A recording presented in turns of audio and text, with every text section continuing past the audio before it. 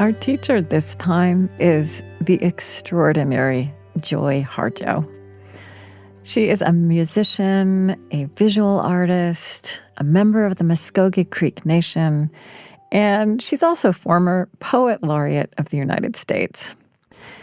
She grew up in the state I grew up in, Oklahoma. But we might as well have grown up in parallel universes. Part of the rupture of our time, for many of us, is revisiting history we thought we knew.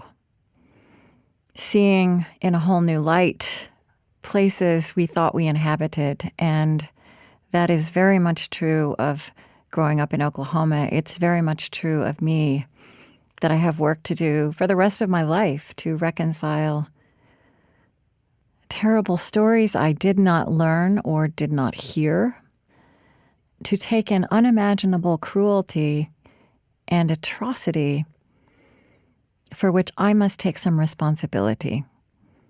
Also to take in beauty I didn't see.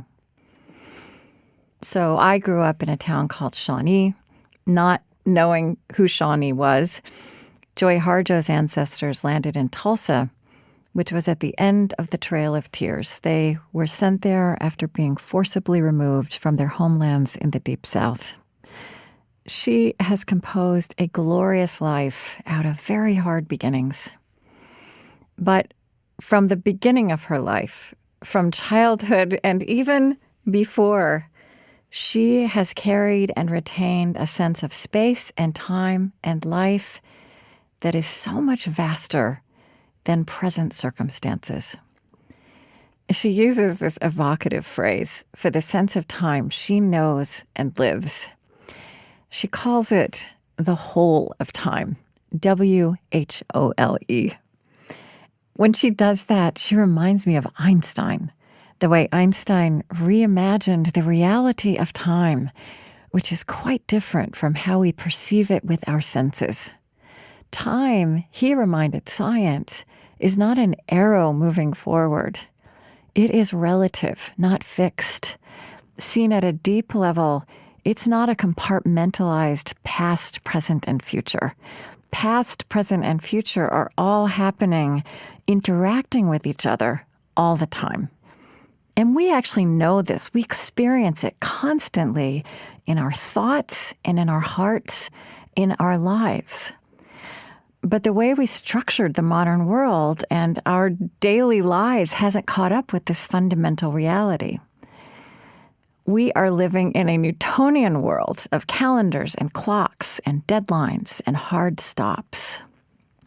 Years ago, when I did a show about Einstein and spoke with another physicist about Einstein's sense of time, he said that what Einstein really did with high physics is restore time to the heart of nature where it had always been in traditional cultures, in human cultures, and that is time as seasonal, cyclical, generational.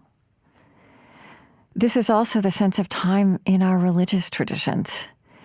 It is the understanding of time in Martin Luther King Jr.'s evocation of the long arc of the moral universe that bends towards justice.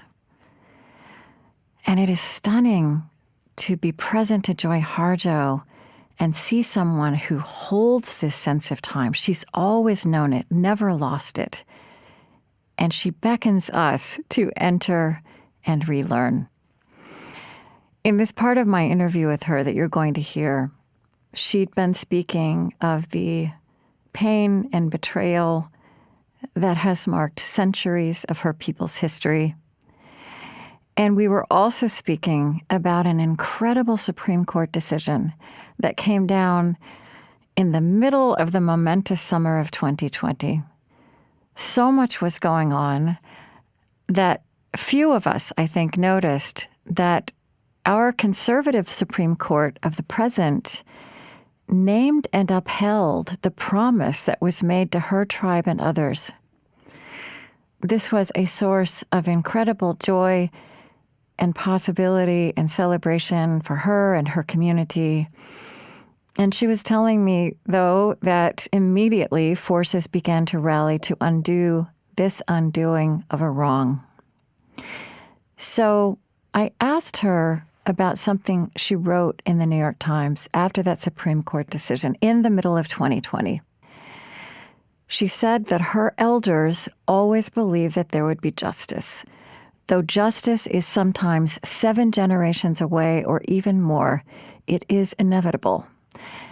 And I asked her if that is real to her still, even in the face of this most recent despair that she had been describing. How can she continue to hold those things together?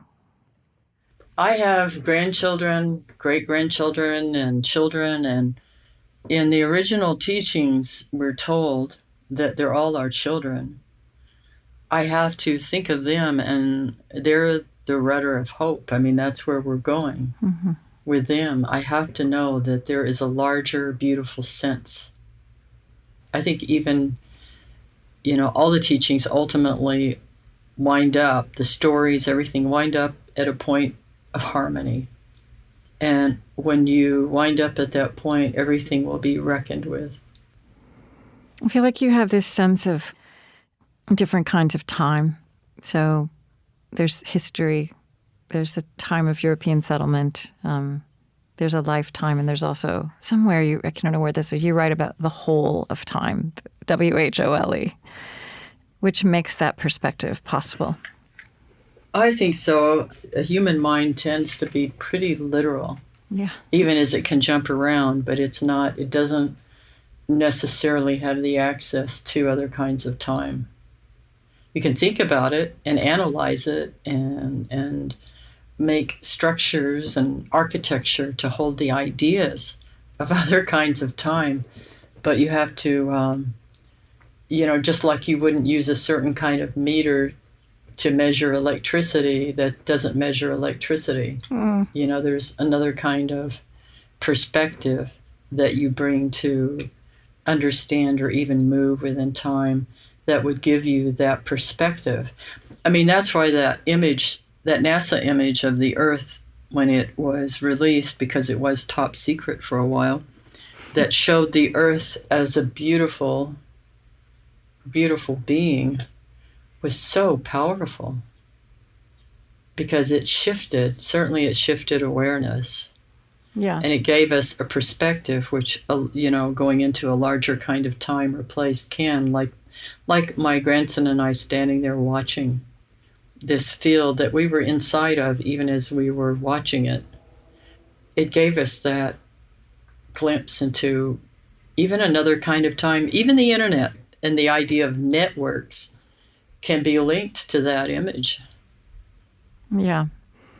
And the story matrix and the story field, as you describe, also is more generous and expansive than that linear cultural and imagination. It's in sync with that idea, with that vision. I watched this beautiful ceremony that was kind of your inaugural, or not your inauguration, but your inaugural appearance as Poet Laureate.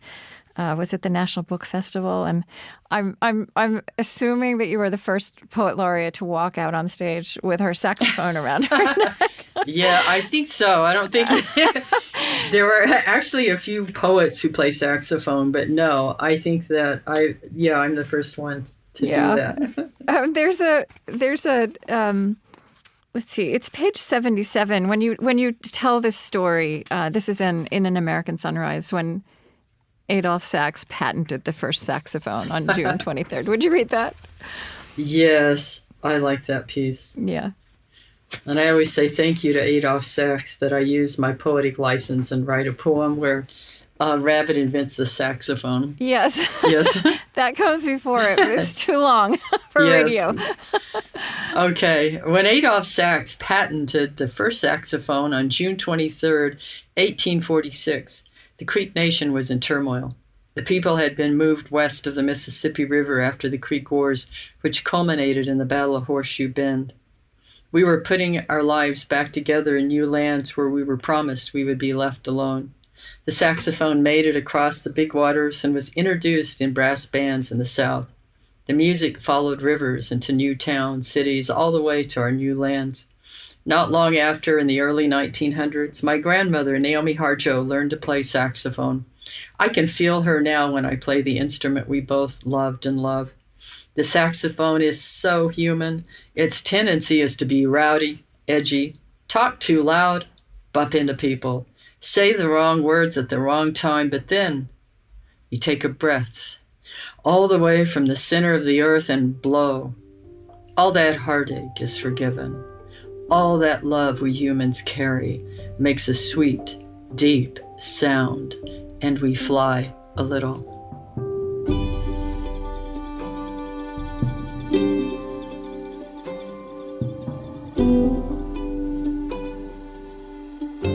Our children as the rudder of hope. And that insistence, almost as an aside, that all children are our children. There are so many invitations here, but one of them is to get less literal, less Newtonian in how we work with time, which is to say, to more completely enter the reality of time and space, to claim a hope that is big enough to meet them as they are, and as Joy said, to fly a little in our perspective. To believe and to insist and to live as if time and space are on the side of deep justice and human flourishing, in which we all become more whole.